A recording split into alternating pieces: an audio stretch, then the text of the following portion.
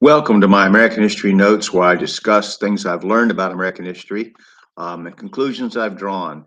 Conclusions you might not agree with, you might even be offended by, but you should have an opinion formed based on your own study. So I hope you'll look into these things and even much deeper than I've done, just very surface, superficial survey, just to give you an idea of the richness of American history. So many things to learn, so many things we're not taught in school. So it's up to us to go out and look and find these things. So I'm going to begin. We're talking about arts and architecture, literature, things like that.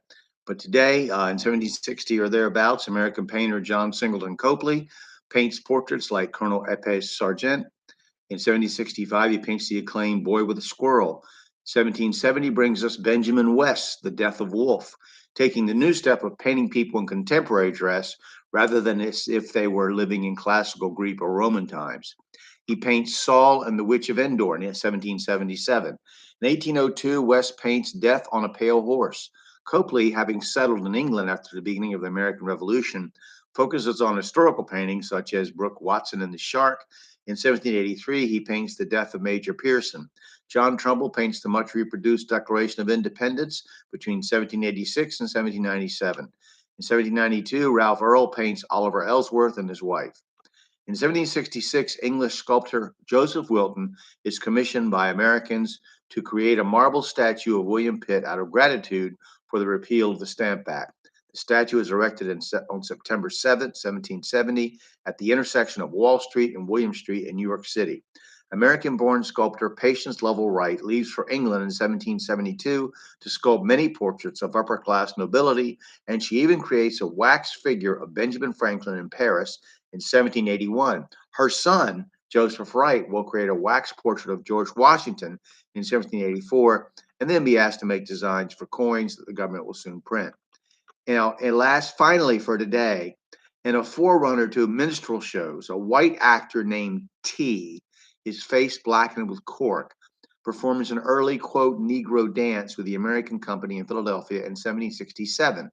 But it wasn't until the 1820s, and what would be the first example of an actual minstrel dancing, white actor Thomas Rice adapts for the stage a jig danced by a black man named Daddy Jim Crow.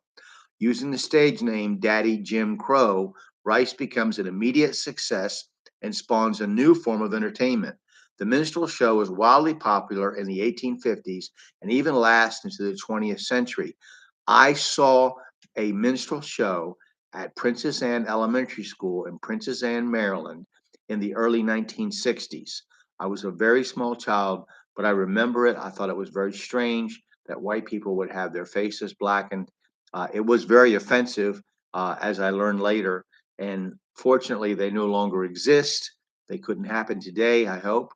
But white actors painting in blackface and putting on a stereotypical view of what they how they view black people was was not unheard of in those days.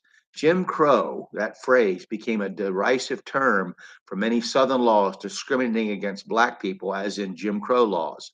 American burlesque, which eventually becomes the 1920s Striptease Act, includes dancing by chorus girls in 1868.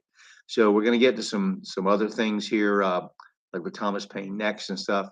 So I hope you'll study, learn about these things, and subscribe to my channel if you're of a mind. Have a great day.